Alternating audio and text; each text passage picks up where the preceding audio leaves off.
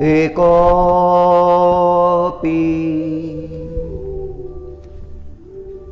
कृष्णस्य कृत प्रणामो दशाश्वमेधाव वृथेन तुल्या दशाश्वमेधी पुनरेति जन्म कृष्ण प्रणामी न पुनर्भवाय। ओम श्री कृष्ण परमात्म्याला केवळ एक नमस्कार केला। ओम श्री कृष्ण शरणं मम। ओम श्री कृष्ण शरणं मम। ओम श्री कृष्ण शरणं मम। केवळ एक नमस्कार जर श्री कृष्ण परमात्म्याला केला तर तो दशाश्वमेधाव वृथेन तुल्य 10 अश्वमेध यज्ञ केल्याचं जे पुण्य होतं त्या पुण्याच्या बरोबरीचा एक नमस्कार आहे। ओम दशाश्वमेधी पुनरेति जन्म कृष्ण प्रणामी न पुनर्भवाय। दशाश्वमेध करणाऱ्या व्यक्तीचा पुन्हा जन्म होतो, पण कृष्ण परमात्म्याला जो नमस्कार करतो त्याचा पुनर्जन्म होत नाही। म्हणजे तो भवबंधनामधून जन्म मृत्यूच्या घोर चक्रामधून सुटून जातो। तो जीव जीवनमुक्त होतो। एकोऽपि कृष्णस्य कृतप्रणामो दशाश्वमेधाव वृथेन तुल्य दशाश्वमेधी पुनरेति जन्म कृष्ण प्रणामी न पुनर्भवाय। ओम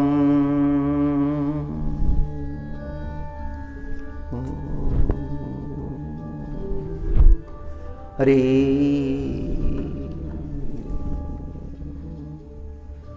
सकळ बीजरूप भयंकर दृष्टि व्यापे अहंकार मग पाप पल्लव विस्तार दाटे घोर जीवनी अहंतेच्या शाखा प्रशाखा आकाश व्यापे देखा तृष्णा स्वरूपी लता विस्तार पावे। जीवनामध्ये जर अहंता आली, सकळ बीज रूप भयंकर सगळ्या पापाचं बीज आहे अहंकार। सकळ बीज रूप अहंकार अहंकार ज्या जीवाच्या अंतःकरणामध्ये येतो त्याला बधीर करून टाकतो, बहिर करून टाकतो। अहंकार सद्विचार ऐकू देत नाही, धर्मविचार ऐकू देत नाही। अहंकारानं दृष्टी जर दूषित झाली, मग सत्यदर्शन होत नाही. सर्वत्र तो अहंकार दृष्टीला विकृत करून टाकतो आणि मग पापांचा विस्तार होतो. पापाच्या पोटी अनंत घटना घडतात. ते पाप वाढतच जातं. सगळं जीवन त्या पाप कर्मानं दूषित होऊन जातं आणि तो नाश केल्याशिवाय थांबत नाही. कौरवांच्या जीवनामध्ये तो अहंकार दाटला. सकळ बीजरूप भयंकर दृष्टी व्यापे अहंकार, मग पाप पल्लव विस्तार, दाटे घोर जीवनी. दुर्योधनाला सांगणारे कमी नाहीत. फार मान्यता पावलेले आलेले आहेत.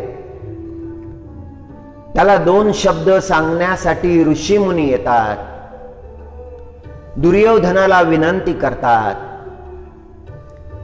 त्याला समजेल अशा भाषेमध्ये सांगतात. त्याच्या कर्माचे परिणाम किती भयंकर होत आहेत, किती भयंकर होणार आहेत, याचा बोध त्याला करवून देतात. एकदा सनत सुदात महामुनी आले. धृतराष्ट्राला समाचार मिळाला. सनत सुजात नावाचे महामुनी ब्रह्मलोकातून आले. त्यांचा स्वागत सत्कार केला. त्या सनक सुजात महामुनींनी धर्म आचरणाचं महत्व सांगितलं. धृतराष्ट्रानंही सांगितलं, लक्षात घे दुर्योधना. पण दुर्योधनाच्या कानावर तो धर्म विचार पडतच नाही.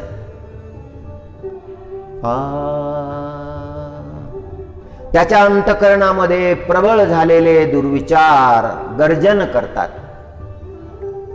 सकळ बीजरूप अहंकार, दृष्टी व्यापे अहंकार, मग पाप पल्लव विस्तार, दाटे घोर जीवनी. सगळं जीवन दूषित झालं, विकृत झालं. ते पाप अनंत पटीनं वाढलं. अहंतेच्या मागे अनेक पाप येतात. अहंतेच्या शाखा प्रशाखा विस्तार होतो. अनेक शाखा वाढतात. त्या शाखांच्या प्रशाखा वाढतात. अहंतेच्या शाखा प्रशाखा आकाश व्यापे देखा, तृष्णा स्वरूपी लता विस्तार पावे. तृष्णा वाढतात जीवनामध्ये. कितीही मोठं राज्य प्राप्त झालं तरी ते त्याच्याही पेक्षा मोठं व्हावं, ते मोठं व्हावं, ते खूप मोठं व्हावं. त्याची आवश्यकता नाही. एवढ्या मोठ्या राज्याची आवश्यकता नाही, पण त्याचा विस्तार होतच राहावा. तो सुप्त असलेला अहंकार विस्तार पावतो. राजसूय यज्ञाचा प्रसंग होता. युधिष्ठिर महाराजांनी राजसूय यज्ञ केला. न भूतो न भविष्यती असा तो यज्ञ झाला. त्या यज्ञामध्ये काही भयंकर घटना सुद्धा घडल्या. जेव्हा अग्रपूजेचा प्रसंग आरंभ झाला त्यावेळेला शिशुपालानं प्रलाप केला. ओम. श्रीकृष्ण परमात्म्याची आत्या वसुदेवजी महाराजांची एक बहीण हे चेदी देशला दिली होती. चेदी देशचे राजे दमघोष महाराज आणि त्या दमघोष महाराजांचे पुत्र शिशुपाल यांनी प्रलाप केला, शिवीगाळ केली, अभद्र बोलायला लागले. त्यांचे 108 अपराध क्षमा केले. नंतर सुदर्शन सोडलं, मस्तकाचं छेदन झालं, शिशुपाल मरून पडला. युधिष्ठिर महाराजांचा मावस भाऊ आहे, त्याची अंत्येष्टी केली. दुसऱ्या दिवशी श्रीकृष्ण परमात्म्याची अग्रपूजा झाली. नंतर हवन झाला. न भूतो न भविष्यती. ओम. त्या हवनामध्ये कार्य वाटून दिलं होतं. श्रीकृष्ण परमात्म्यानं प्रत्येकाला कार्य वाटून दिलं होतं. युधिष्ठिर महाराजांना याज्ञिकांची सेवा, संत महात्म्यांची सेवा दिली होती. भीमसेनजी महाराजांना भोजन व्यवस्था दिली होती. अर्जुन महाराजांना ऋषी मुनी जे अभ्यागत आहेत त्यांची सेवा दिली होती. नकुलजी महाराजांना सगळ्यांच्या निवासाची व्यवस्था दिली होती. सहदेवजी महाराजांना स्वागताची व्यवस्था दिली होती. प्रत्येकाचे स्वभाव, प्रत्येकाचे गुण ओळखून परमात्म्यानं हे कार्य दिलं होतं. तेव्हा दुर्योधन म्हणाला होता की आम्ही सुद्धा घरातले आहोत, आम्हाला सुद्धा सेवा मिळाली पाहिजे. मग श्रीकृष्ण परमात्म्यानं विचारलं की कोणती सेवा तुम्हाला करायची आहे. तेव्हा शकुनी म्हणाले दानसेवा. युधिष्ठिर महाराजांनी सांगितलं की ठीक आहे, आपण दानसेवा सांभाळावी. दुर्योधन म्हणाले माझ्या मदतीला शकुनी मामा आणि कर्ण असावे. युधिष्ठिर महाराजांनी मान्य केलं. शकुनी म्हणाले की आता यांचं धन सगळं संपवून टाकायचं आहे. धन संपलं की मग कसा करतात राजसूय यज्ञ ते पाहू. फार मोठी जबाबदारी आणि श्रेष्ठ जबाबदारी आपण उचलली आहे. आणि जेव्हा दान द्यायला आरंभ केला दुर्योधनानं, तर ते धन संपलं पाहिजे या पद्धतीनं दान द्यायला लागला. दान स्वीकार करणारे जे अभ्यागत होते, जे याचक होते, ते नको नको म्हणायला लागले, तरीही दुर्योधन दान देतच राहिला. जास्तीत जास्त धन आणायचं, जास्तीत जास्त दान द्यायचं, अशा प्रकारे दुर्योधनानं आज्ञा केली. प्रचंड धनाचा साठा त्या ठिकाणी आहे. जेवढं घेऊन येतात त्याच्या अनंत पटीने वाढतच राहतं. दिवसभर चाललं, संध्याकाळ व्हायला लागली. दुर्योधन म्हणाला, हे मामाश्री, किती कमी झालं धन. शकुनीने सांगितलं की हे दुर्योधन, धन कमी नाही झालं, धन अनंत पटीनं वाढलं. तो परमात्मा श्रीकृष्ण परमात्मा ज्यांनी उष्टावळी काढण्याची सेवा स्वीकारली आहे, पत्रावळी उचलण्याची सेवा स्वीकारलेली आहे, आणि त्याच ठिकाणी महालक्ष्मीनं धनसेवा करण्याची सेवा उचलली आहे. जिथे तो वैकुंठ नायक, तो लक्ष्मीकांत पांडवांच्या सेवेमध्ये आहे आणि त्या लक्ष्मीकांताची कांता महालक्ष्मी ती धनसेवा करत आहे. अनंत हस्तांनी धनाचा पुरवठा करत आहे.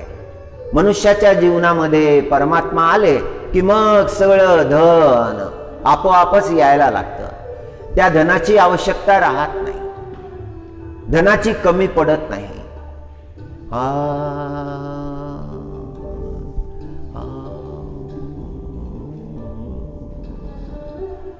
यज्ञ पूर्ण झाला. एकांतामध्ये युधिष्ठिर महाराज आणि नारद भगवान आहेत. युधिष्ठिर महाराजांनी प्रश्न विचारला, हे नारद भगवान, यज्ञ कसा झाला? नारद भगवाननी उत्तर दिलं, युधिष्ठिरा, फार श्रेष्ठ कर्म केलेलं आहे, सगळ्याच्या जगाच्या समोर आदर्श आहे. यज्ञदात्याचं अंतकरण जसं नम्र पाहिजे, शुद्ध पाहिजे, ते तुला प्राप्त झालेलं आहे. एवढा मोठा यज्ञ केला पण अहंतेचा स्पर्श झाला नाही. फार श्रेष्ठ श्रेष्ठ कर्म करावे, करत राहावे, पण ते दाखवण्याचा स्वभाव असू नये. कारण तसा स्वभाव जर असला तर अंतकरणामध्ये अहंता निर्माण होईल, ती अहंता बाधक होईल. पण युधिष्ठिरा, येणारा काळ फार भयंकर आहे. 14 वर्षानंतर महानाश होणार आहे पृथ्वी तलावर. 14 वर्षानंतर एक भयंकर युद्ध होणार आहे. असं युद्ध यापूर्वी झालेलं नाही आणि पुढेही होण्याची शक्यता कमी आहे. कुरुक्षेत्रावर ते युद्ध होईल, महानाश होईल. 18 अक्षौणी सैन्याचा नाश होईल.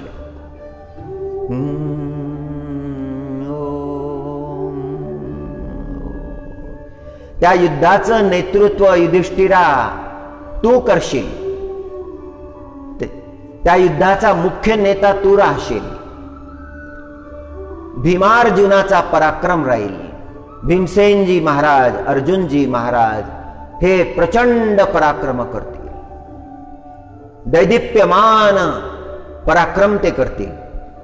जगाचे डोळे दिपवून टाकतील. तुझं नेतृत्व, दुर्योधनाचा हट्ट आणि भीमार्जुनाचा पराक्रम हे या 3 गोष्टी प्रमुख राहतील. युधिष्ठिर महाराजांनी नारद भगवानला वंदन केलं. नारद भगवानला विनंती केली, हे प्रभू, हे युद्ध टाळण्याचा काही उपाय नसेल का? नारद भगवान म्हणाले, युधिष्ठिरा, उपाय तर आहे आणि पुढेही असेल, पण कोणी ऐकून घेणार नाही.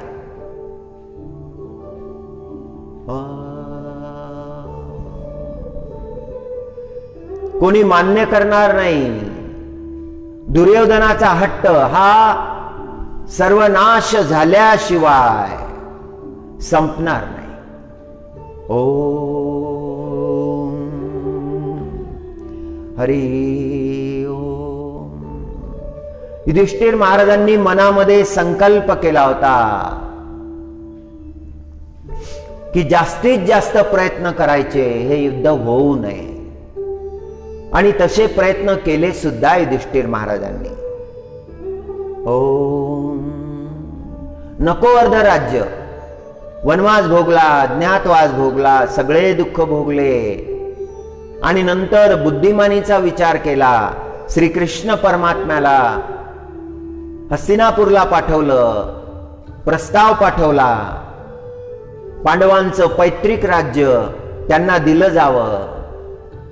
जर ती देण्याची इच्छा नसेल तर मग 5 गावच द्यावे. आणि परमात्म्याने तो प्रस्ताव धृतराष्ट्रासमोर मांडला होता. ओम. दुर्योधनानं म्हटलं होतं, हे वासुदेव, आम्ही क्षत्रिय आहोत. युद्ध करणं, विजय प्राप्त करणं, देश जिंकणं हा आमचा स्वभाव आहे. आम्ही राज्य जिंकलं आहे, आम्ही काही भीक मागितली नाही. आणि जिंकलेलं राज्य हे ताब्यामध्ये ठेवणं आमचं कर्तव्य आहे. 5 गावं काय मागता? सुईच्या अग्रभागावर जेवढी भूमी बसेल तेवढी भूमी सुद्धा आम्ही देणार नाही. सुचक्र भूमी न ददामि केशव. सुचक्र भूमी न ददामि विना युद्धेन केशव. युद्धाच्या विना सुईच्या अग्रभागावर जेवढी भूमी बसेल तेवढी सुद्धा देणार नाही. केवढा हट्ट आहे हा. जे जे जगामध्ये जीव साठवतो ते सगळं काळ नष्ट करून टाकतो. काळापेक्षा बलवान कोणीच नाही. सगळं नष्ट करतो काळ, काहीच सोडत नाही. प्राप्त केलेलं धन सगळं नष्ट करतो. काळाच्या पुढे कोणाचंच चालत नाही. ओम जे जे जगामध्ये जन्मले ते ते दुर्गती पावले. जगामध्ये जे जे जन्मले अहंकारानं वाया गेले. फार क्षुल्लक गोष्टीसाठी प्रचंड युद्ध त्यांनी केले. हजारो लोकांचा बळी गेला. आणि जेव्हा ते मेले त्यावेळेला त्यांच्या चितेजवळ नमस्कार करण्यासाठी सुद्धा कोणी राहिलं नाही. दुर्गती झाली. अहंकाराची दुर्गती होते. ओम नवल अहंकाराची गुठी, नवल अहंकाराची गुठी, न लागे अज्ञानाचे पाठी, सज्ञानाचे झोंबे कंठी, नाना संकटी नाचवी. केवढा प्रचंड प्रभाव आहे त्या अहंकाराचा. अज्ञानाच्या मागे लागत नाही. अज्ञानाला अहंकार होत नाही. आणि झालाही तरी एवढा प्रचंड नसतो, एवढा नाशकारी नसतो. अज्ञानी माणसाला हे पक्क माहीत असतं की आपण अज्ञानी आहोत. आणि हे माहीत असणं फार मोठी कृपा आहे परमात्म्याची. ज्ञानी जरी असला तरी त्यांनी अंतःकरणामध्ये ही भावना ठेवली पाहिजे की आपण अज्ञानी आहोत. आपण खूप ऐकलं पाहिजे, खूप श्रवण केलं पाहिजे. ज्ञानाचे शब्द अंतःकरणामध्ये धारण केले पाहिजे. अज्ञानी माणसाला अहंकार होत नाही. अर्धवट जे ज्ञानी आहेत त्यांना अहंकार होतो. हट्ट धरून बसतात. ज्ञानियाला सावधान राहावं लागतं. ज्ञानियाला आपलं अंतःकरण तपासावं लागतं. इंद्रिय जिंकावे लागतात. आचरण फार मोठं आहे ज्ञानी माणसासाठी.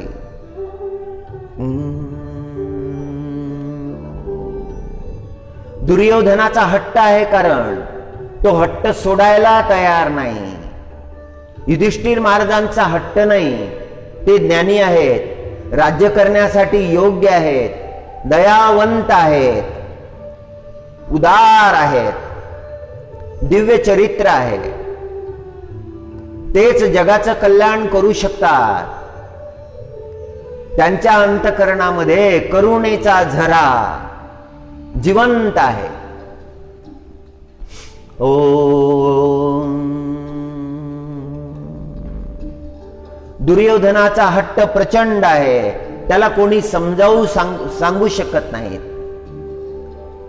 विदुर महाराजांनी सांगितलं होतं, भीष्म पितामहांनी सांगितलं होतं, सनक सुजात मुनींनी सांगितलं होतं, नारद भगवाननी उपदेश केला होता, व्यासो नारायण भगवाननी उपदेश केला होता,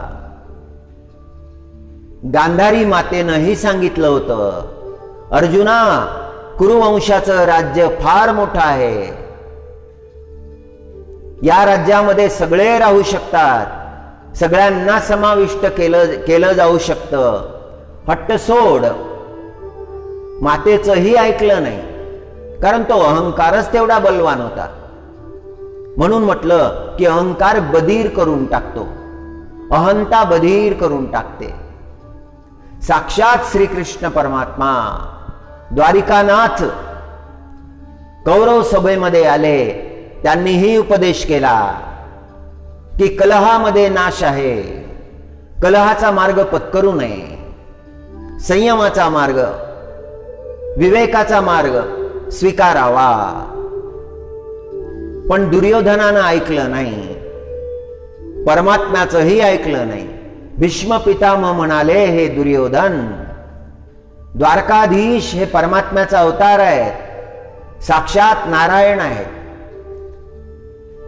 जगत वंदनीय त्यांची लीला आहे. हे दुर्योधना, ही भावना तू लक्षात घ्यावी. पण दुर्योधनानं भीष्म पितामहच्या वचनाचाही स्वीकार केला नाही. ओम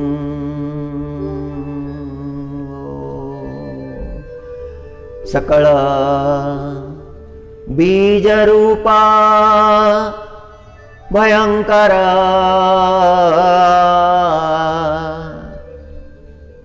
दृष्टी व्यापे अहंकार,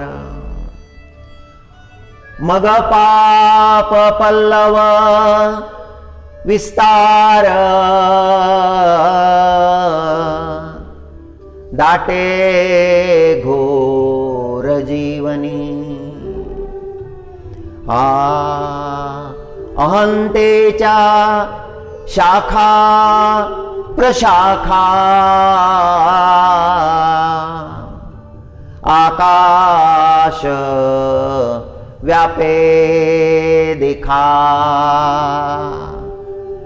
तृष्णा स्वरूपी लता, विस्तार पावे. हरी हरी हरी हरी.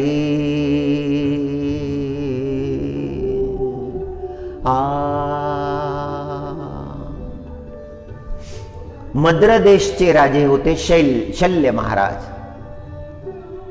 माद्री मातेचे बंधू होते. नकुल सहदेवाचे मातुल होते. त्यांना हा समाचार मिळाला की कुरुक्षेत्राच्या भूमीवर युद्ध आहे, पांडवांच्या मदतीला आपण गेलं पाहिजे. म्हणून ते आपलं प्रचंड सैन्य घेऊन निघाले.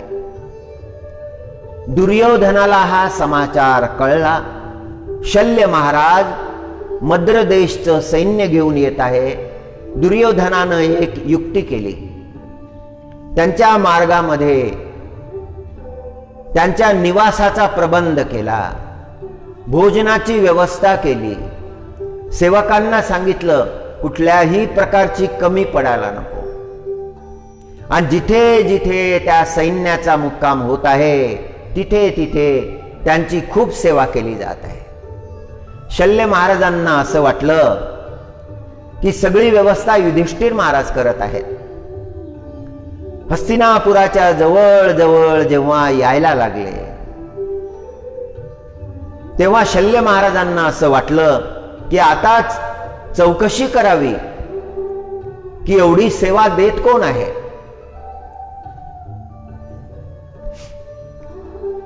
आणि जेव्हा चौकशी केली तेव्हा दुर्योधन समोर आले. हात जोडून उभे राहिले. दुर्योधन म्हणायला लागले की हे मातुल, आपली सेवा करणं आमचं कर्तव्य आहे. जरी आपण आमच्या बाजूला युद्ध करणार नसाल तरीही आपली सेवा करणं आमचं कर्तव्य आहे. हो,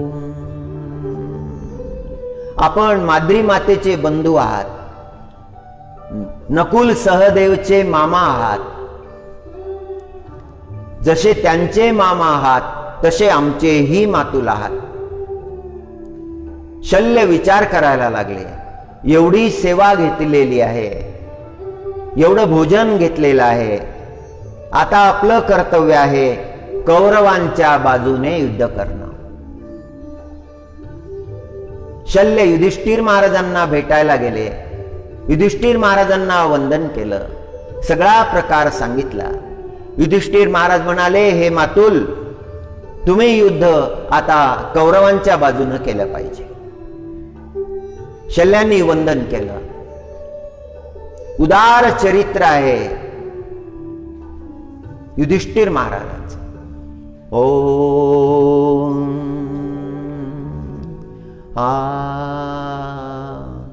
हरि हरि हरि हरि हरि हरि. कमलकोशा कमलकोशे बद्ध भ्रमर मानसी रंगवी स्वप्न मनोहर.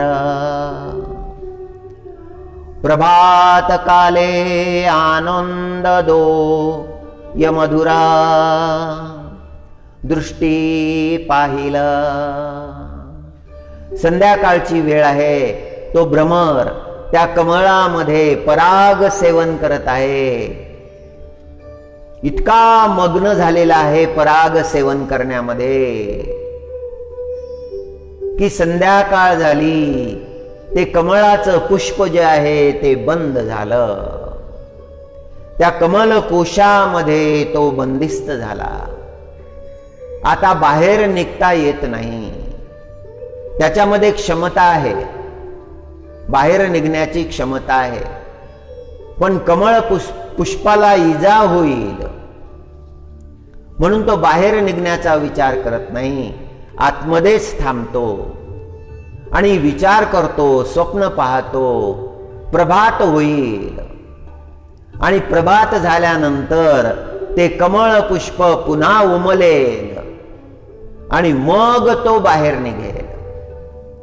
मग त्याच्या जीवनामध्ये आनंदाचा उदय होईल.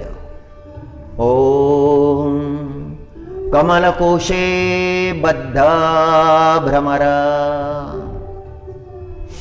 मानसी रंगवी स्वप्न मनोहर.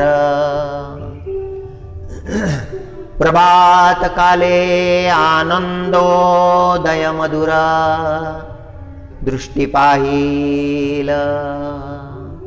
त्याच्या अंतःकरणामध्ये आशा तृष्णा उगवलेल्या आहे. तसंच आहे मनुष्याचं जीवन. त्या भ्रमराप्रमाणे त्याच्या जीवनामध्ये आशा तृष्णा वाढत राहतात, सारख्या वाढत राहतात आशा तृष्णा. असं करील, असं करील, असं करील, असं करील. पण काळ त्याच्यावर झडप टाकतो आणि त्या काळानं झडप टाकली की त्याचे सगळे मनोरथ जागच्या जागीच राहतात. जशी गती त्या भ्रमराची झाली, कमलकोशामध्ये तो स्वप्न रंगवत आहे, त्याला माहीतच नाही. फार मोठं संकट आलं. एक हत्ती आला आणि त्या हत्तीनं सोंडेनं ते कमल पुष्प धरलं आणि ते उपटून काढलं आणि फेकून दिलं. त्या कमल पुष्पावर हत्तीनं पाय दिला. सगळे स्वप्न जागच्या जागीच राहून गेले आणि त्या भ्रमराचे प्राणही गेले. काळाच्या पुढे कोणाचं चालत नाही. काळाच्या पुढे काही उपाय नाही. मनुष्यानं जीवनामध्ये जे जे प्राप्त केलेलं आहे ते सगळं तो काळ हिसकावून घेणार आहे. कालाय तस्मै नमः. त्या काळाला नमस्कार आहे. कालाय तस्मै नमः. कमलकोशे बद्ध भ्रमर मानसी रंगवी स्वप्न मनोहर. प्रभात काले आनंदोदय मधुर दृष्टी पाहिल. आशा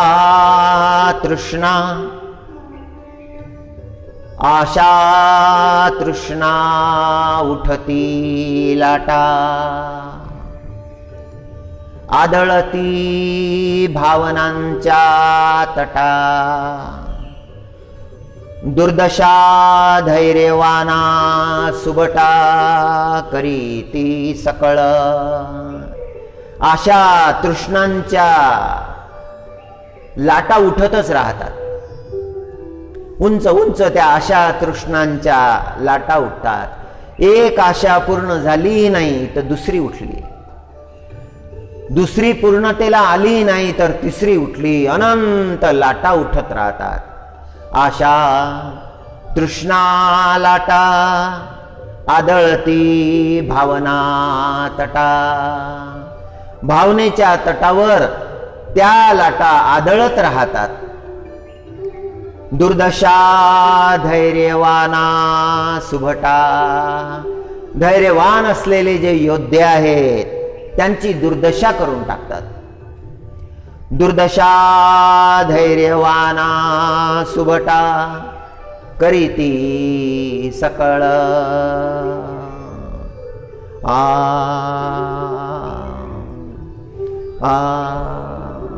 एकदा श्री कृष्ण परमात्मा बलभद्रजी आणि सात्यकीजी वनभ्रमणासाठी गेले आणि करता करता करता घनदाट अरण्यामध्ये प्रवेश केला. आता परत जाणंही कठीण झालं, कारण आता रात्र होत आली. श्रीकृष्ण परमात्मा म्हणाले की आता इथेच आपण विश्राम करू.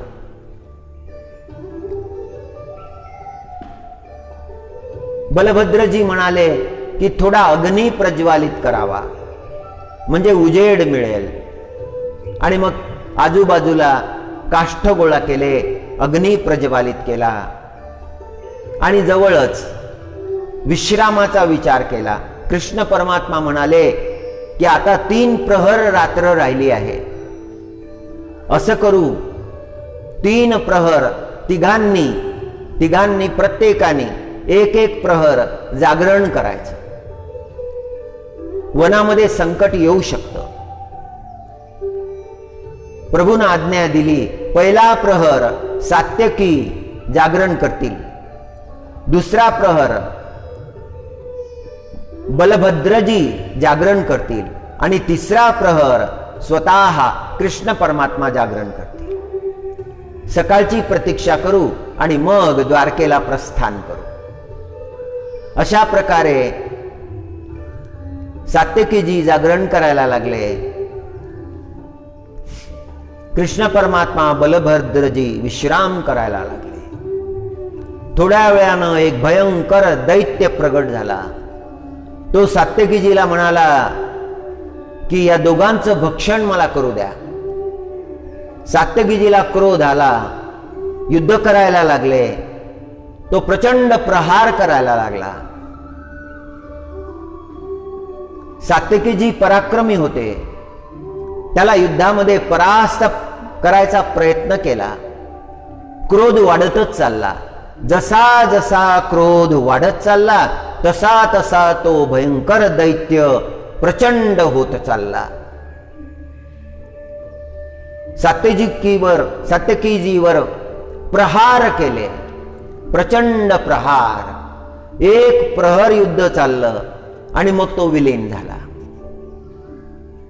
नंतर बलभद्रजी उठले, सात्यकीजी झोपले. सगळं अंग जे आहे गलित गात्र झालेलं आहे. आता बलभद्रजी रक्षण करत आहे आणि काही काळानंतर पुन्हा तो दैत्य प्रगट झाला. तो दैत्य म्हणायला लागला, मला या दोघांचं भक्षण करू द्या. बलभद्रजींना क्रोध आला, त्याच्यासोबत युद्ध करायला लागले.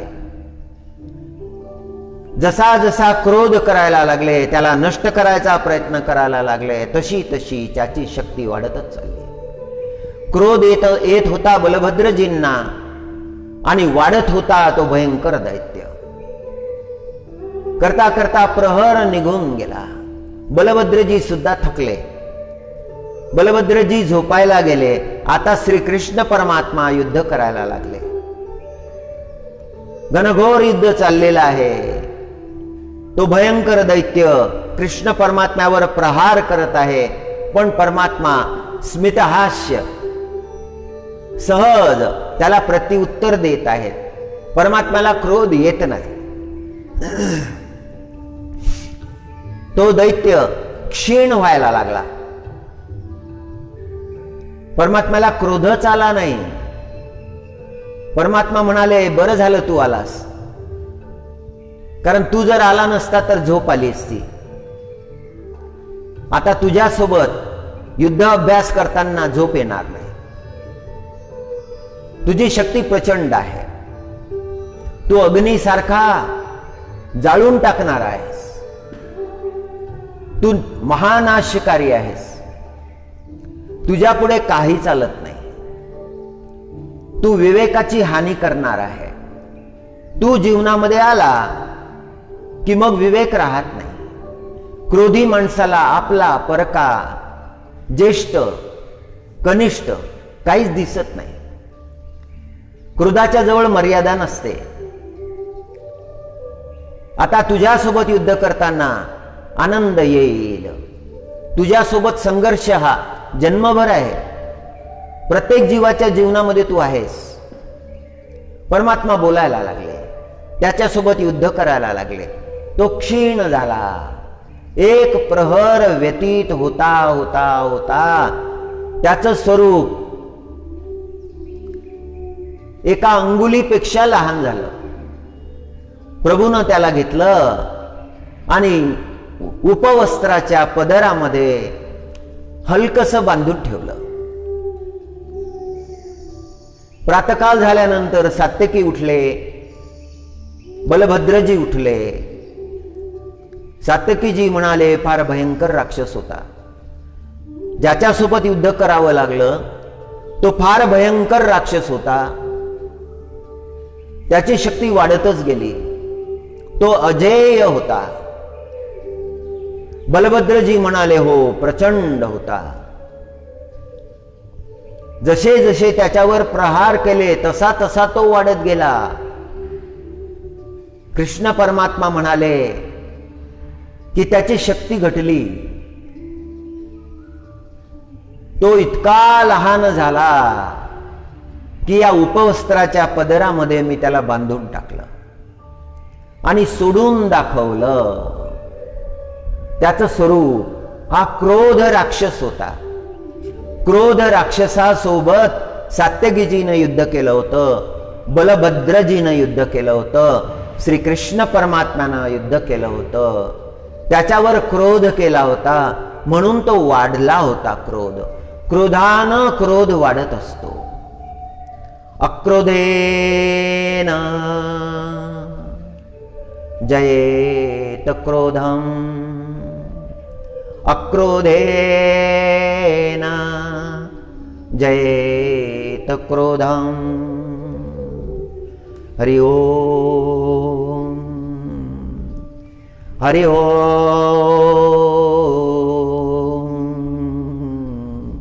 हरि ओम.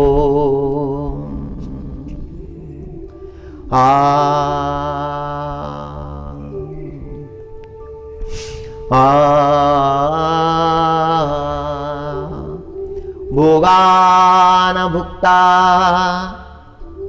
वयमेव भुक्ता, स्तपोन तप्तं वयमेव तप्ता, कालो न यातो वयमेव याता, तृष्णा न जीर्णा वयमेव जीर्णा, भोगान भुक्ता वयमेव भुक्ता.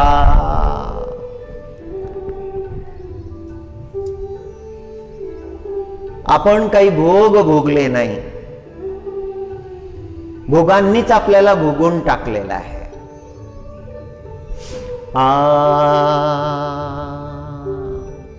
जन्म झाला, बाल्य अवस्था प्राप्त झाली. त्या बाल्य अवस्थेनंतर मग किशोर अवस्था प्राप्त झाली, नंतर तरुण अवस्था प्राप्त झाली, त्यानंतर प्रौढ अवस्था प्राप्त झाली, नंतर वृद्धावस्था प्राप्त झाली, मग जरा जीर्ण अवस्था प्राप्त झाली. काळानं दुर्गती केली आणि मग मृत्यू अवस्था. भोगान भुक्ता वयमेव भुक्ता. आपण काही भोग भोगले नाही, भोगांनीच आपल्याला भोगून टाकला आहे. स्तपोन तप्ता वयमेव तप्ता. आपण काही तपश्चर्या केली नाही, आपणच तप्त झालो आहोत. कशाने तप्त झालो आहोत, कशाने तापलो आहोत. क्रोध तापविणारा आहे. क्रोध तप्त, काम तप्त. क्रोध तप्त, काम तप्त, मद तप्त, मोह तप्त, लोभ तप्त, मत्सरानं तप्त. हे आपल्याला तापवत असतात, दुर्गती करतात जीवनाची. कालो न यातो वयमेव याता. काळ काही गेला नाही, पण आपण गेलो आहोत. काळाच्या प्रवाहामध्ये दुर्गती झालेली आहे. काय सुंदर रूप होतं जेव्हा जन्म झाला. सगळे पाहण्यासाठी आले. खूप सुंदर आहे, खूप सुंदर आहे, खूप सुंदर आहे. आणि जसं जसं वय वाढत गेलं ती सुंदरता प्रगट व्हायला लागली, वाढायला लागली. जसा मध्यान्नाचा सूर्य वाढत जातो, वाढत जातो, वाढत जातो. तरुण अवस्था प्राप्त झाली. ते अद्भुत सुंदरता चेहऱ्यावर प्रगट व्हायला लागली. सगळे म्हणायला लागले, फार सुंदर आहे, विलोभनीय आहे. पण नंतर सूर्य ढळायला लागला, मध्यान्नाच्या नंतर ढळायला लागला. मग तीच सुंदरता, प्राप्त झालेली सुंदरता क्षीण व्हायला लागली. कले कलेनं तो चंद्र क्षीण व्हायला लागला. ओ पण तृष्णा काही जीर्ण झाल्या नाही. अंतकरणामध्ये त्या तृष्णा वाढल्या. त्या तृष्णांची गर्दी झाली. एक प्राप्त केलं, दुसरं प्राप्त करण्यासाठी प्रयत्न सुरू झाले. ते प्राप्त करण्यासाठी पुण्य काय, पाप काय हा विचारच राहिला नाही. घात केला, स्वतःच्या भावाचा घात केला, स्वतःच्या वडिलांचा घात केला, मित्रांचा घात केला. जे जे जीवनामध्ये प्राप्त झाले त्यांचा घात केला.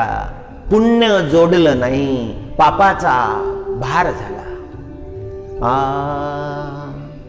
तृष्णान जीर्णा वयमेव जीर्णा. हे वचन राजा भर्तृहरीचं आहे. फार मोठे संत झाले राजे. उज्जैनचे राजे होते, उज्जैनचे राजे भोगत होते. उज्जैन राजाचे 2 पुत्र होते, 2 राण्या होत्या. ज्येष्ठ राणीपासून भर्तृहरी आणि कनिष्ठ राणीपासून विक्रमादित्य. जगामध्ये फार मोठी कीर्ती दोघांनीही केली आहे. विक्रमादित्याच्या जीवनामध्ये पराक्रम आहे, यश आहे, कीर्ती आहे. राजा भर्तृहरीच्या जीवनामध्ये वैराग्य आहे. 3 शतक त्यांनी लिहिले. त्यातलं एक वैराग्य शतक, त्या वैराग्य शतकामधला हा श्लोक आहे. भोगान भुक्ता वयमेव भुक्ता. फार चिंतनीय श्लोक आहे हा. हा अनुभव आहे राजा भर्तृहरीचा. राणीवर फार प्रेम होतं. राणीचं नाव पिंगला. राणीवर फार प्रेम होतं. एकदा त्यांना तारुण्य कायम राहील, सौंदर्य कायम राहील असं फळ प्राप्त झालं. ते फळ प्राप्त झाल्यानंतर भर्तृहरीला वाटलं की आपण हे ग्रहण करू नये, हे राणीला द्यावं. राणीवर जास्त प्रेम. आणि ते फळ राणीला दिलं.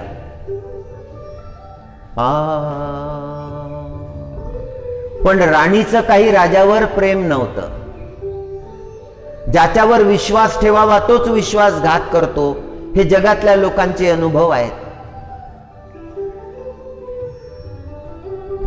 भर्तृहरी राजाने ते फळ राणीला दिलं. राणी कायम सुंदर राहिली पाहिजे. राणीला ते फळ प्राप्त झालं. राणी विचार करायला लागली. राणीचं प्रेम सेनाध्यक्षावर होतं. राणीनं ते फळ सेनाध्यक्षाला दिलं. सेनाध्यक्षाचं प्रेम एका दासीवर होतं. सेनाध्यक्षानं ते फळ त्या दासीला दिलं. तू कायम सुंदर राहशील. त्या दासीनं ते फळ घेतलं. टोपल्यामध्ये शेण भरलेलं होतं. शेणाची टोपली ते घेऊन येत होती. मस्तकावर टोपली ठेवलेली होती. ते फळ त्या शेणावर ठेवलं. भर्तृहरी राजा योगायोगानं झरोख्याच्या जवळ गेले. झरोख्यामधून पाहिलं, ती दासी शेणाची टोपली घेऊन येत होती आणि त्या शेणाच्या टोपलीवर, त्या शेणावर ते फळ ठेवलेलं आहे. धक्का बसला की हे फळ तर आपण राणीला दिलं होतं. चौकशी केली. सगळा वृत्तांत लक्षात आला.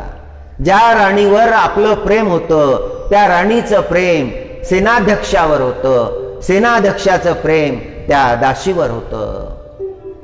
क्षणामध्ये जसा लखलकाट झाला, वैराग्य प्राप्त झालं की जे आपण सत्य मानत होतो ते सत्य नव्हतं. वैराग्य प्राप्त झालं. आपल्या कनिष्ठ बंधूला विक्रमादित्याला राज्य दिलं आणि निघून गेले. फार मोठे तपस्वी झाले, फार मोठे संत झाले. त्यांचा हा श्लोक आहे. भोगान भुक्ता वयमेव भुक्ता. तपोन तप्तं वयमेव तप्ता. संस्कृत भाषेचे प्रकांड पंडित होते. शास्त्राचं अध्ययन केलं होतं. काही काळाकरता विषय प्रबल झाले त्यांच्या जीवनामध्ये आणि जे असत्य आहे त्याला सत्य मानायला लागले. भ्रमामध्ये भ्रमले. भोगान भुक्ता वयमेव भुक्ता. तपोन तप्तं वयमेव तप्ता. कालो न यातो वयमेव याता. तृष्णा न जीर्णा वयमेव जीर्णा. ओम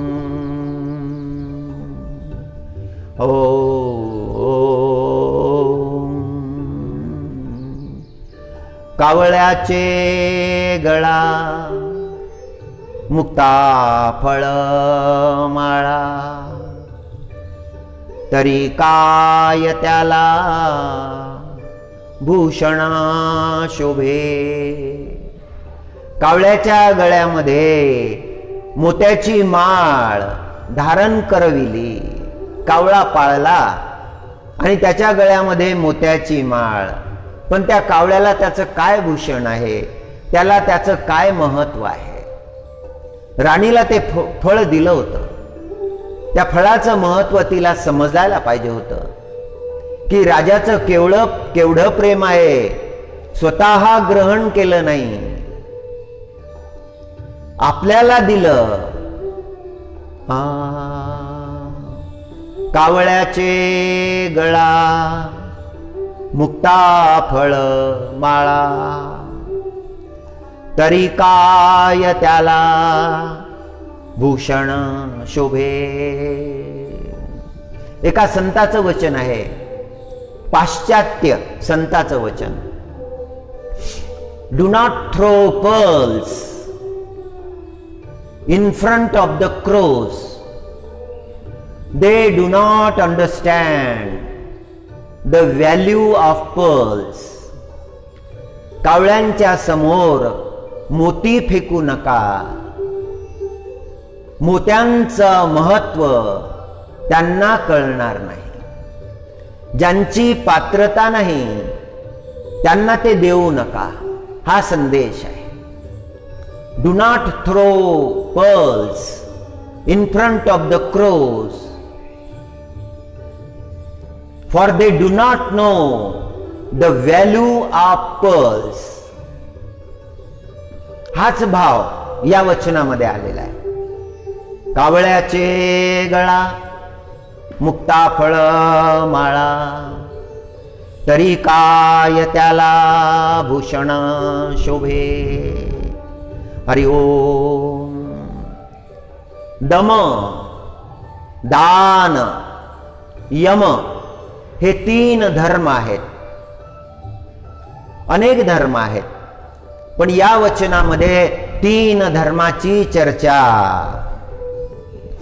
व्यासनारायण भगवान करतात.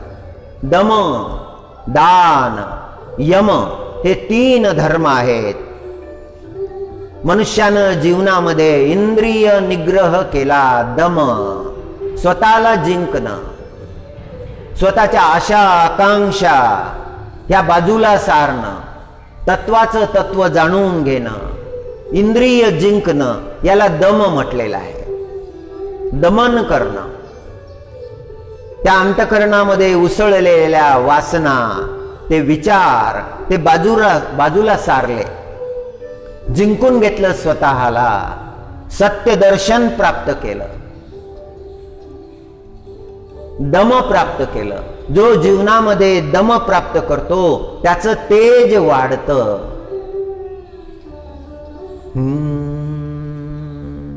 तपस्व्याला दम, इंद्रिय जिंकावे लागतात, मन जिंकावं लागतं. संसारी माणसानं सुद्धा हे जिंकलं पाहिजे. दोष सारले पाहिजे, गुणधारण केले पाहिजे. दम जर जीवनामध्ये आलं तर जीवन पवित्र होतं. दम से जीवन परम पवित्र होता है. दम से जीवन पाप रहित तेजस्वी होता है. दम सकल श्रेष्ठ कर्मों का फल है. यदि मनुष्य जीवन में अपने इंद्रियों को जीतता है, दोषों पर विजय प्राप्त करता है, तो उसे जो फल मिलता है वो बहुत श्रेष्ठ है. दम बिना जीवन अशुद्ध है. एक एक चरण बड़े महत्व का है. व्यासनारायण भगवान की वाणी है, दम बिना तप असंभव है. जब तक जीव अपने जीवन में स्वयं को जीत नहीं लेता, जितेंद्रिय नहीं होता, तब तक वह तपश्चर्या नहीं कर सकता. जो स्वयं को जीत लेता है वही सच्चा विजयी है. व्यासनारायण भगवान ने कृपा की है, दिव्य उपदेश किया है. ओम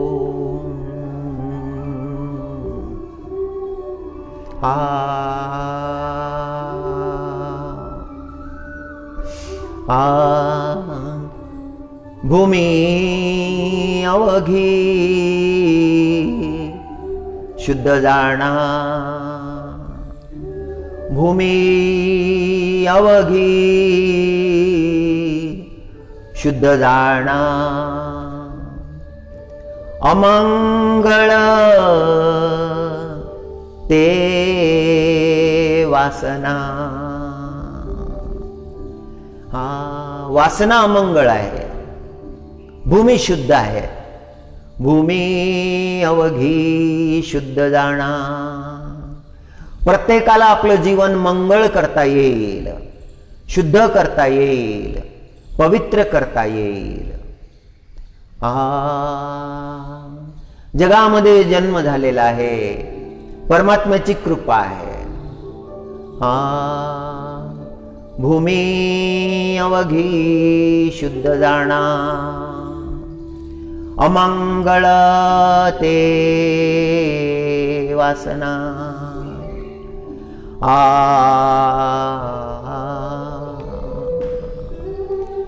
तैसे ओसपले जीव, सांडी नसता अंगी घाव. सगळे जीव लालायित झाले, त्या वासनेच्या अधीन झाले. ती सोडायला पाहिजे वासना. त्या वासनेच्या भ्रमामधून सुटायला पाहिजे. नाही जर सुटले तर त्या वासनेच्या अधीन व्हावं लागेल. नाना प्रकारचे दुःख भोगावे लागतील.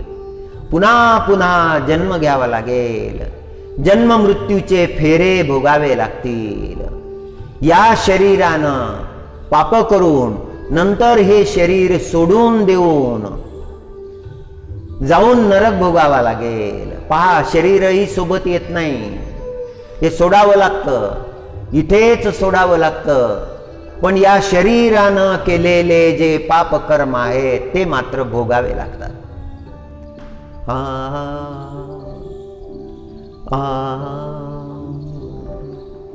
जीव अवघे देव खोटा नागवी संदेह. जीव अवघे देव खोटा ना